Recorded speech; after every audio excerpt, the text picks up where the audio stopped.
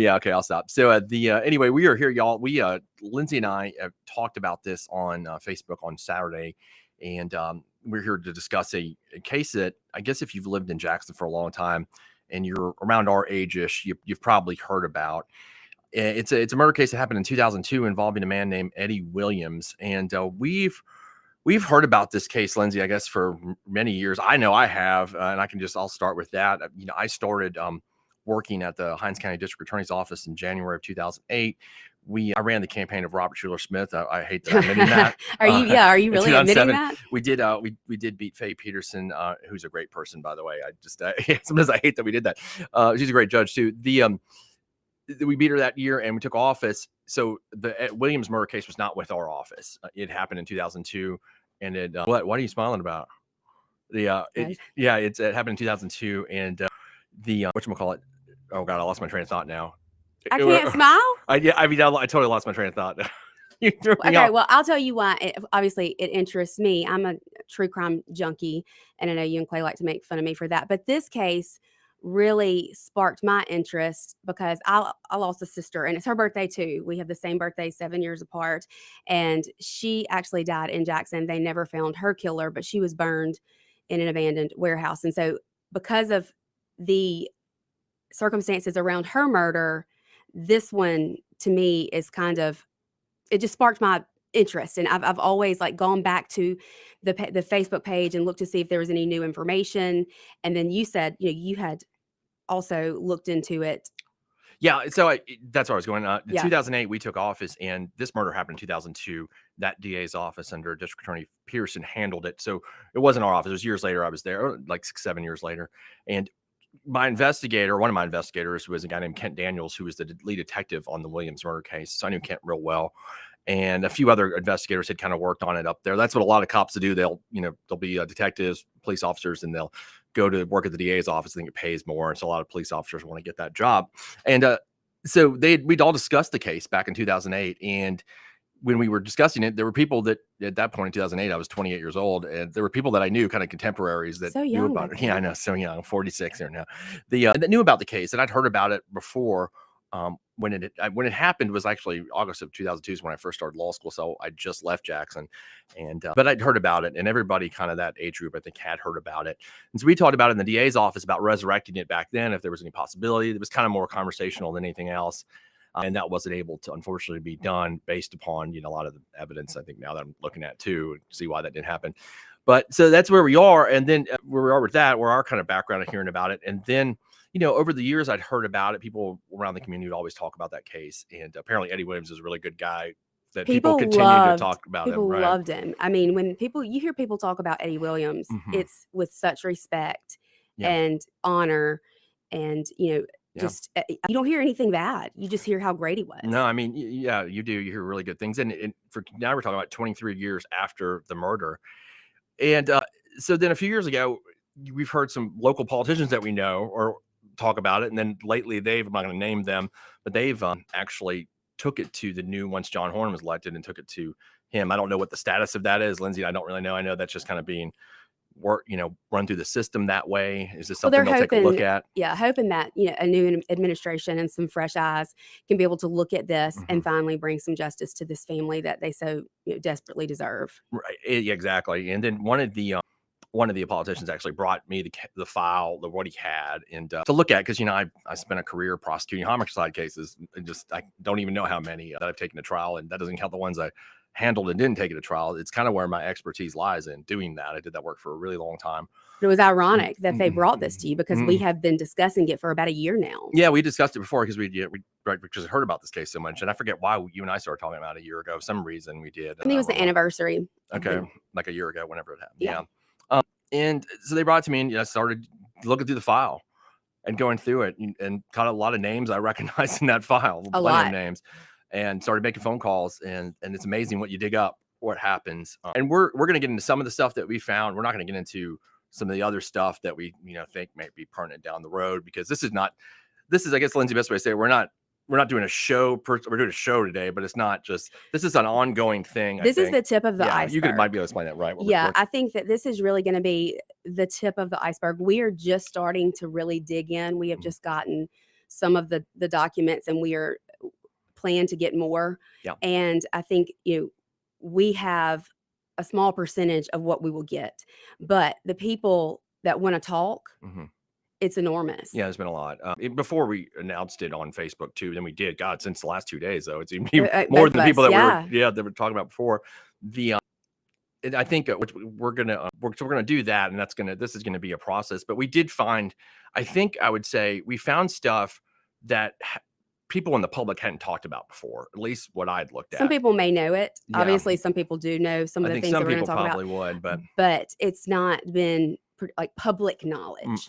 And I guess the best way, Lindsey, when you think to start was a lot of this. I'll kind of fast forward real quick, and then we'll kind of explain what the whole case was about. So 2 men were charged and arrested in this case, and we'll get to describing all that and how that went around. Do you want to tell what happened? No, I want to get, but okay. I did this. Well, I want to make this point to where some of this information came from. Okay. So the 2 men, and we'll say who they are later, were arrested, and their case was taken to the grand jury. I think may have been on 2 occasions, and they were what's called no billed, which means dismissed at the grand jury. That doesn't mean you can't bring it back up. You can bring it back up before the grand jury, but it was just no billed. They voted not to indict them, essentially. And then a couple years later, around 2004, they filed a lawsuit, these 2 men, against the city of Jackson, and I think the police department, Kent Daniels, the detective, Vernon Hughes, who was the fire department investigator, saying that it was under what's called a 1983 action, that it was they lacked probable cause to arrest them.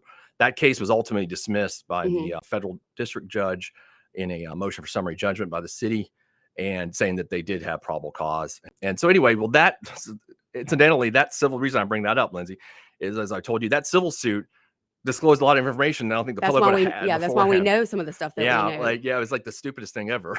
I'm like, I don't know why you would have filed this civil, especially, just based upon what I've seen in it. But anyway, we'll get to that. Lindsey, I'm gonna let you describe because you're really good at that. Like the facts. Yeah, because I talk too fast and I'll jump through things. Think everybody knows the law, so you describe. You do that. You do that a lot. Yeah, I do. Yeah, he was trying to describe to me what is it? Homicide and how, but we'll get to that. Yeah, anyway, I get too technical sometimes. Yeah, and I'm like, but you don't understand, Shaun. Normal people out there like me aren't going to know what you're talking about when you start talking like Kingfish told me too. He's like, sometimes you just hyper nerdy and technical, and I do that. So I'm gonna let Lindsey to tell y'all what happened. Okay, so there were 3 guys that this kind of centers around: Eddie Williams, Matt Weghorst, and James Mitchell. Right. Now, these guys, along with another friend, were at Finian's, which, Shaun, you are a friend of Finian's. You know exactly. I'm very well aware. Well aware of Finian's. Even in that year, 2002, I used to go. Like I said, I started law school in August of 2002. But prior to that, I was there all the time. And then once I got back, I was there until it closed. Fun fact: one of our first dates, you took me in there, and I was like, "What is this?" Yeah, I think so. Right? I think I've been going there forever. Right before they closed. Yeah. Okay, but so they were at Finian's and they were drinking. Now, all of these guys either worked at Timeout or hung out a good bit at Timeout. I think they all worked there at some point. Maybe I'm not sure. At least I know Matt did and Eddie did. Okay. So they're at Finian's. Yeah, we know Eddie did. I knew that. I thought you meant the people that were arrested, but yeah, I know Eddie did for sure. And maybe Matt did too. I'm just saying. Yeah. Yeah, I'm not sure about Mitchell. So they're all drinking at Finian's, and they decide to go back to Timeout. And I don't know if it was Finian's was closing or whatever. Timeout stayed open later, I think, than some other places. Or they let people that were regular stay, is what I read in their deposition. Right. So they decide to go back there. They decide that James Mitchell is too drunk to drive. When they're at Finian's, right? When they're at Finian's. Right. And he has a Porsche.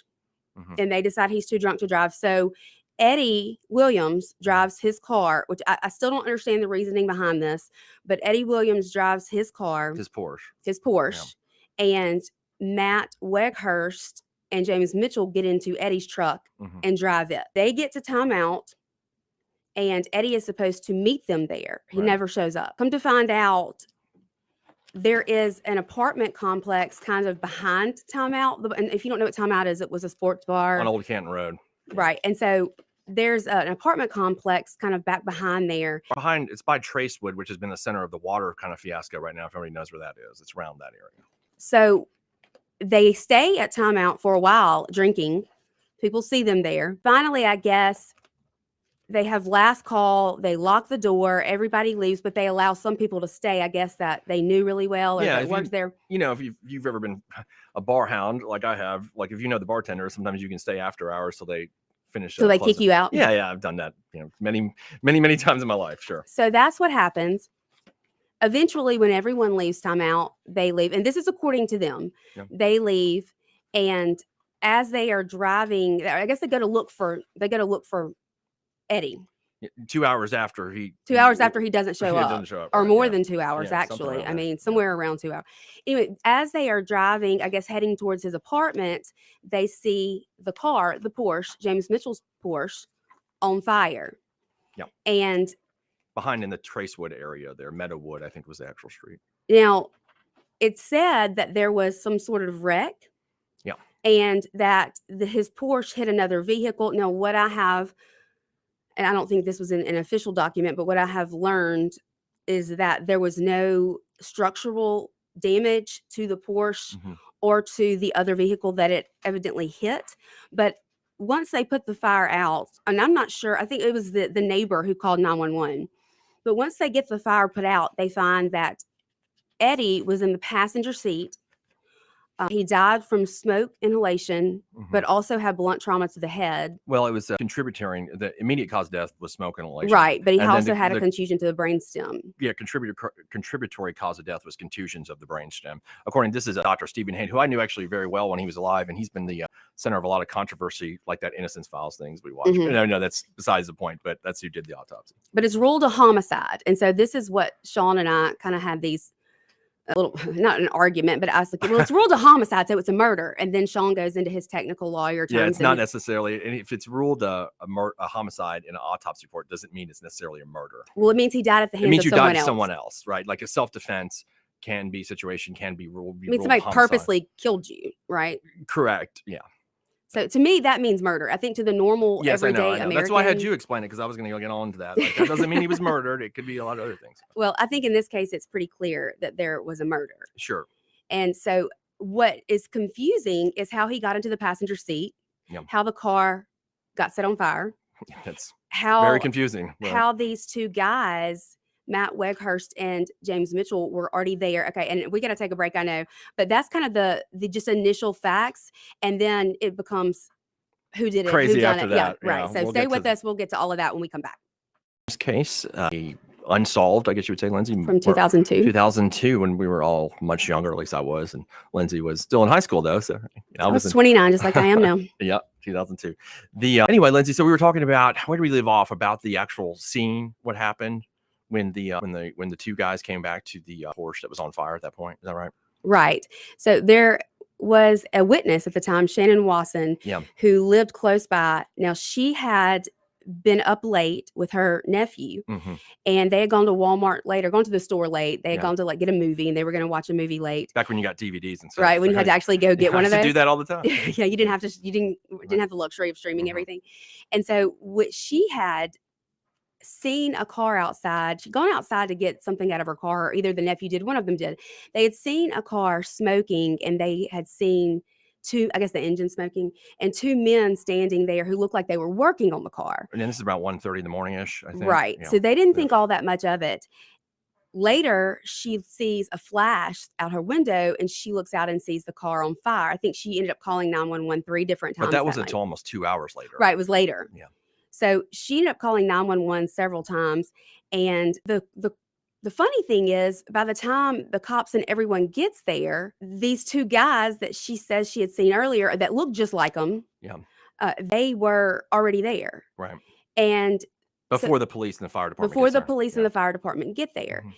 So the two guys that were there that she sees once the car's on fire are definitely Matt Weghorst and James Mitchell. I don't know if she actually talked to them. I believe she talked to one of them. Yeah, you talk about when they came back. Yes, right. It's them too, right? Well, we don't know if they were there the first time or not. She just said it looked like them. It looked just like them. It looked like. Well, I think she specifically referred to Mitchell. It looked like him. I don't know if she didn't say that towards.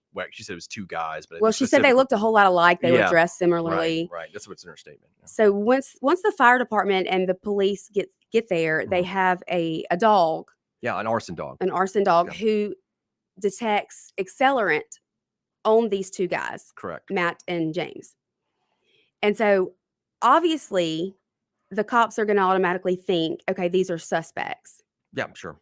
Now, they were arrested that night, and initially, I don't know how long they were in jail, but I guess when they went in front of a judge, the charges got dropped to arson and Murder. But it was, what was it? The first charge was capital murder. Capital. Yeah, and then what capital murder is a murder with what's called with or without design, which means you don't have to intend to kill somebody.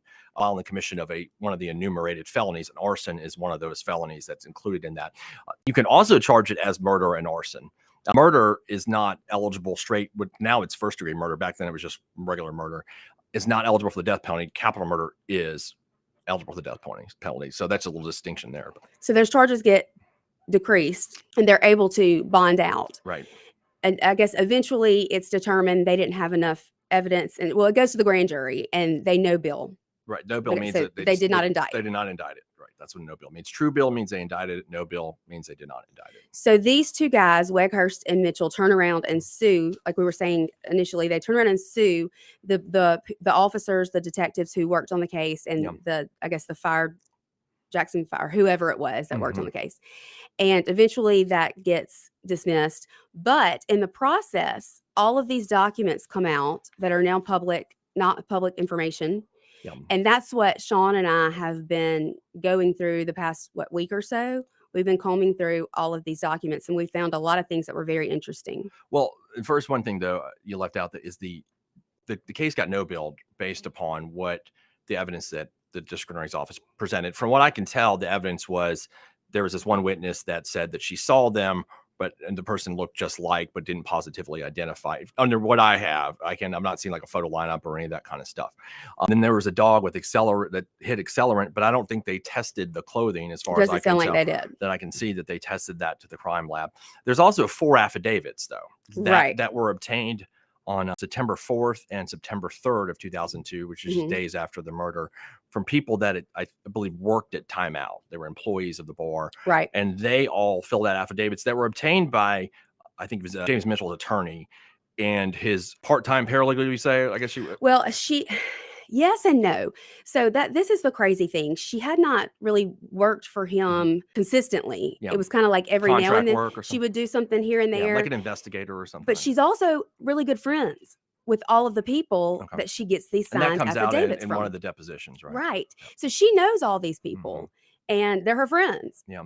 And there's 4 signed affidavits, and this is where Shaun and I disagree, because I think, or we did at first anyway. Yeah, no, you convinced me on this point, and we agree. I think they're all the affidavits are identical. They all say the same thing. I mean, almost verbatim, word for word, as if these people were told what to say. Not only that, not that we know that, but not that we know that, but not only that, we have spoken, in fact, with someone who says that they know that one of these people who signed this affidavit was not there this entire time, that they left early that night. Yeah. There's no way that they could say, as a matter of fact, that these 2 guys were in timeout if they weren't there. Yes. And like I said, they're identical, and they're taken, I think 3 of them are taken on September 3rd, and one is on September the 4th, 4 people. So the district attorney's office had presented that portion to the grand jury, which these are alibi witnesses, what it's called, alibi witnesses, which is tough to get in. As I explained to Lindsey, it's very tough to get around. You've got 4 people that are saying that, hey, I saw these guys at the time a murder is committed. I mean, that's what you've got, and you'd have to find a way to attack that. And what I found out in the civil case, Bob Taylor wrote a response. Bob Taylor was the chief assistant district attorney in Hinds County back then. And he wrote a responsive motion to when Mitchell and Weghorst were trying to get the DA file in their civil case. And what he said was that the only reason you guys are not indicted is because of these alibi witnesses in his response. And we are working to get around that. And apparently, obviously, never did. One thing I said to you about these witnesses is, who at the end of the night, after you've been working, serving drunk people, whatever, at the very end of the night, almost 3 o'clock in the morning, how many people do you know that are going to sit there and survey the room and look at the clock and know exactly who was there at every single second? You're not. You're trying to clean up and close that place down. You were right. Lindsey called the times in this are very specific.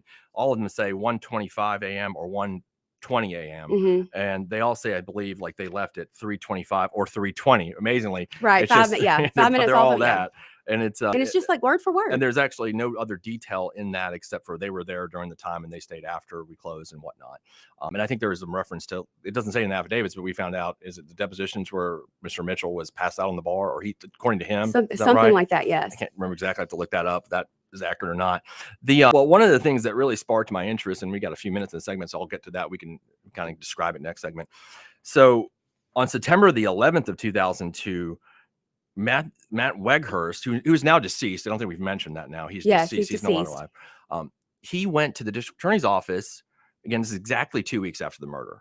And he signed what's called a memorandum of understanding. No, nobody knows what that is, so explain Yeah, that. I did when I saw it. Basically, it's an agreement to testify for the to the state. I think I read that out loud to you, and your jaw hit the floor. You were like, "Give me that." Yeah, I was like, let me look at this thing. So it's that's what it is. It means that you're going to turn. You watch TV, movies, turn state's evidence. That was the phrase they used. He was going to flip Yeah, and he was going testify to. against That's James from Mitchell. this. I mean, it doesn't. It's not. It's written so in a way it doesn't say he's going to flip. But I mean, here it says, assist the state with cooperating with the state's prosecution of this case, and in exchange, there'll be a determination of what recommendation you'll get. So I mean, I've done these a million times. I know what it is. And so 2 weeks after his lawyer he had a different lawyer, took him up there and tried to make a deal to testify against who, I don't know. But it Well, I mean, who else would there? Well, it could have been. I mean, it doesn't say. It just says that to testify or to cooperate. He doesn't use the word testify. Why did that not end up happening, Shaun? Well, so Mr. Weghorst ends up taking a lie detector test at the DA's office that same day, and he fails it. And then he takes another one, and he fails that one too, like a couple days later. So what generally happens, and I've been in that situation before, when you're the prosecutor and you're trying to get a witness to cooperate, you try to figure out if they're lying or not. Or what they do a lot of times is they don't want to tell you the whole story. They don't want to make themselves like totally culpable. They're going to tell you most of it, but keep this part back. Keep how bad stuff they did. And so they'll just tell you some of it just to like help you, but they didn't do anything. So I'm assuming he kind of told them like, hey, I heard, I wasn't there, but so-and-so did it. That's my best guess because that's what usually happens. So then the DA's office like, we can't use you as a cooperating You're witness. Obviously lying. Yeah, you're obviously lying. So that didn't happen. But that's an interesting, but I mean, right there, the question you got to ask yourself, why do you show up at the DA's office 2 weeks after a murder if you didn't do it? Right. I mean, wanting to make a deal, basically. Yeah, it's pretty apparent to me why you did that because I've been in that situation so many times. And I don't know why you're going to agree to cooperate 2 weeks after. This is before, by the way, the DA's office does not get a case the week after a murder or 2 weeks after the murder. It gets worked up by law enforcement. And then it's brought over to us. When I was there. So this is really early. And so the lawyer was smart, though. I was like, let me get a jump on this. He's going to testify against whoever he needs to testify against. So that's what I see happening. And we got to go to the next. Yeah, we got to take a break. But stay with us because we're going to break down some more of this. And it just gets more interesting by the paper.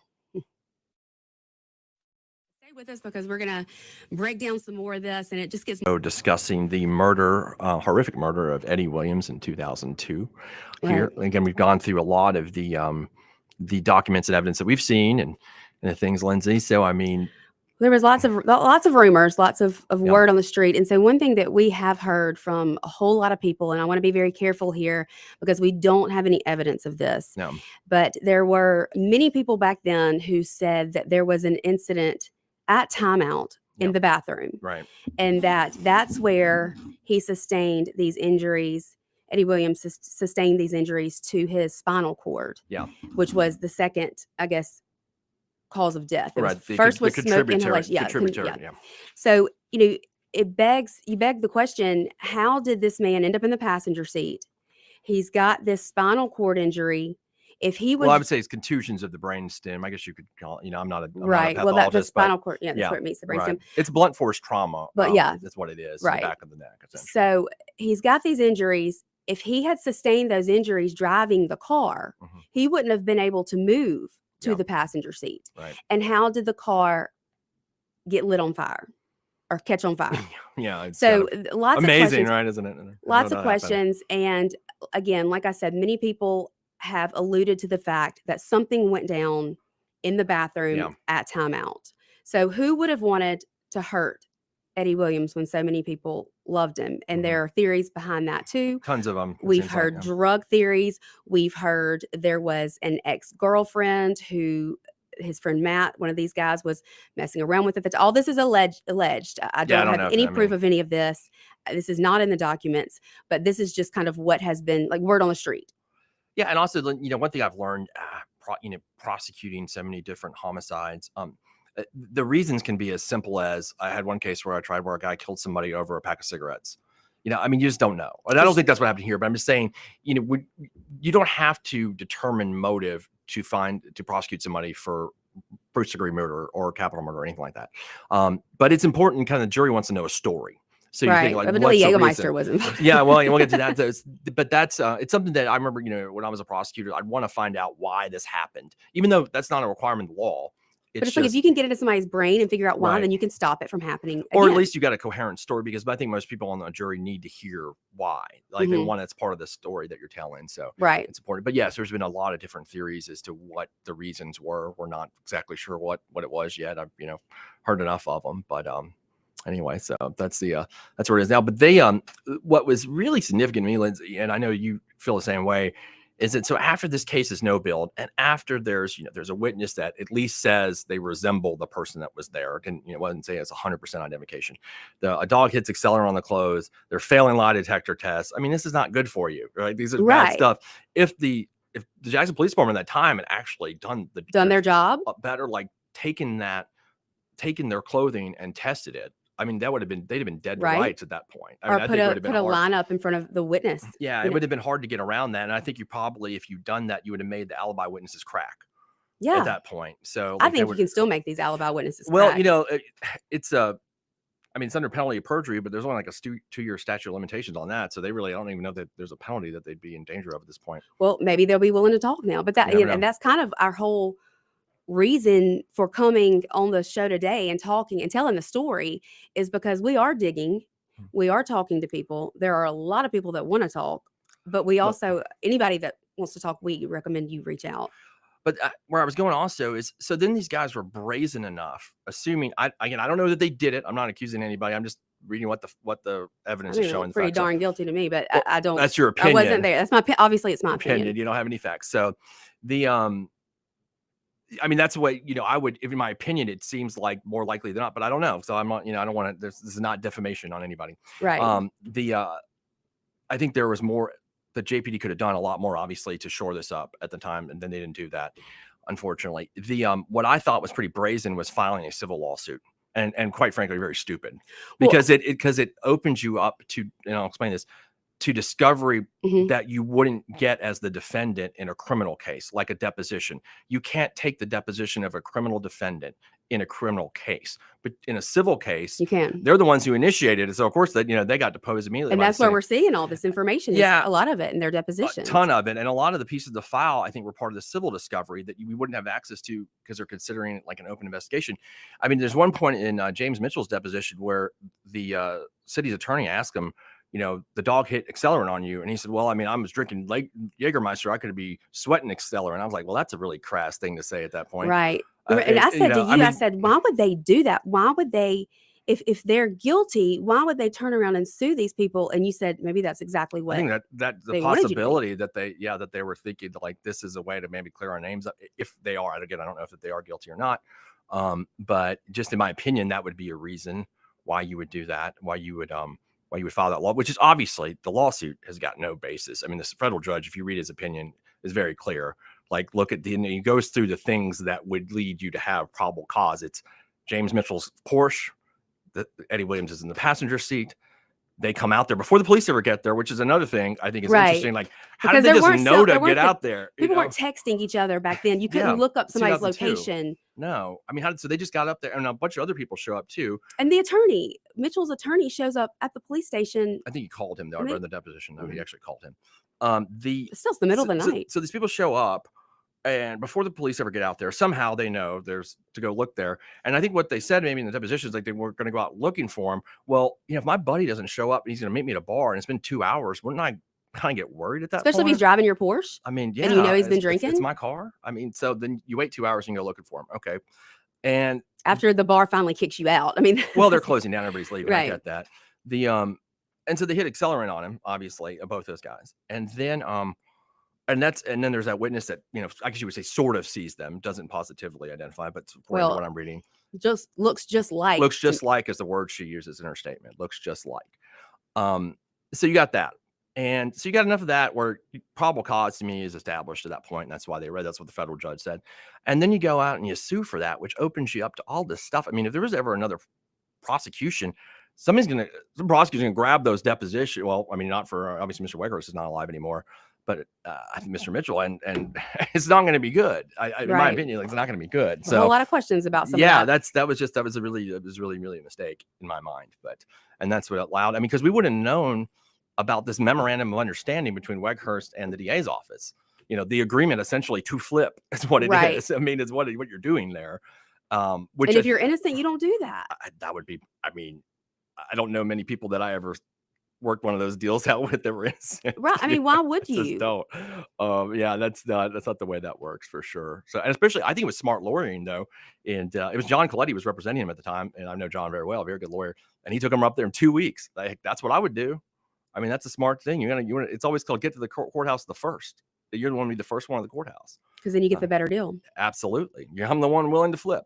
That's what you want to do. So that's what apparently they were attempting to do. Unfortunately I guess it worked out in the end for both those guys, but for Weghorst, he failed those 2 lie detector tests because he kept, I remember one of the reports, the guy says that it was obvious he was being dishonest about seeing gaseline poured on Eddie Williams. Yeah, there were 3 different questions. You have those lie detector tests in front of you. There's 3 different questions, and they both Mitchell and Weghorst failed the lie detectors on the same 3 different questions, which I thought was very interesting. And there's something else I was about to say, and now I just lost my train of thought. I'll let you look at it because you're going into that. Go ahead. Hand it to you. Yeah. So, okay. The questions that were failed on the lie detector test by Weghorst twice was, do you have any information about Eddie's death that you have not shared with me? He says no. Did you see anyone pour gas on Eddie the night he burned? He says no. Did you yourself pour gas on Eddie the night he burned? He says no. Did you cause the death of Eddie Williams? And he says no. Those 4 questions, he failed both times. Now, I think it's also interesting to talk about, he also had taken another lie detector test at some point in his life, not too long before this, about something to do with his job, something he witnessed at his job that he passed completely because he was asked to do that, I guess, by his place of employment. So he was able to pass a lie detector test. It wasn't that he just got nervous and couldn't pass a lie detector test. He had passed one in the past previously. So therefore it makes it even more strange that he fails these questions twice. And then Mitchell at least once. They say I'm looking in his report. It says, did you see anyone pour gas on Eddie the night he was burned? No. Did you yourself pour gas on Eddie the night he was burned? No. Did you cause the death of Eddie Williams? No. The result of the exam was that the deceptive response was recorded on relevant questions asked. In the opinion of this examiner, based on the recorded response, James Mitchell has not been truthful in his account of his involvement in the death of Eddie Williams. It's signed Wayne Humphreys, polygraph examiner. It's the same thing. This September 24th, 2002. So this is just this one was, and this was September 12th. So a few weeks right after he went to try and make a deal, he takes the lie. He played Let's Make a Deal, and then he failed the polygraphs twice. Just tell the truth, at that point, just tell the truth. But that thing is, this poor family has had no peace, no justice. This has been for 23 years. They have thought that they knew what happened, or feel that they know what happened, and there's no justice. So that's why we're here. And we've got to go to break, but we will kind of shore this up on the last segment we got here on the Lindsey Beckham Show, discussing the 2002 murder of Eddie Williams close to the former timeout bar on Old Canton Road. Right. And like I said in the beginning, this is just the tip of the iceberg. We really wanted to come on today and just kind of give an overview and, let people know that we are looking into this. We've already had a ton of people reach out and want to talk to us, and who may possibly have information that they didn't feel comfortable sharing back then. But we also want to let people know that if you do know anything and you want to talk with us, I know Shaun, you have a Shaun at WIAB email. I have a Lindsey at WIAB.com email. You can reach out to me there, or on the Lindsey Beckham Show Facebook page, or my personal Facebook page. Yeah, Sam, you can reach us at the law firm office number 601-862-1320, and onetextlaw.com, as well as Facebook, whatever you get in contact with us pretty easy. We'll like to help you out. And hopefully, our politician friends have, met, like I said, the reason we got wind of that is because they met with the new mayor of Jackson, and the I guess the whole law enforcement administration over there with Tyree as chief is changing. I Mhm. mean, hopefully they're going to start looking into it as well. Yeah, it's time to bring this family Mhm. some justice and some peace, and And they deserve it.